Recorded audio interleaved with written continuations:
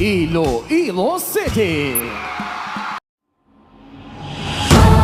Now 2204, your pageant vlogger host. Subscribe!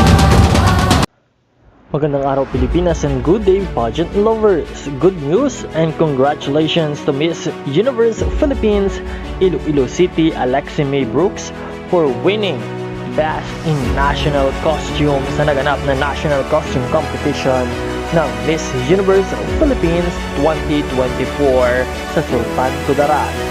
Isa nga sa top 3 winners ng National Costume itong si Alexi Brooks na nagpakita ng kanyang galing sa pagdadala ng National Costume na talaga namang outstanding at pinalakpakan ng lahat ng mga manonood. Bukod kay Alexi, panalo din si Southern California Jet Hammond at Tacloban Tamara Osher.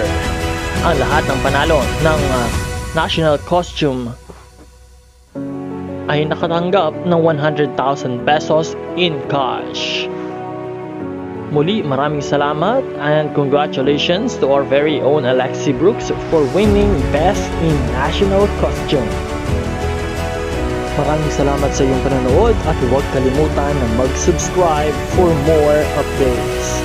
Patuloy naman tabay sa channel na ito dahil marami pa po kami ibibigay na mga kaganapan sa Miss Universe Philippines hanggang Grand Finale.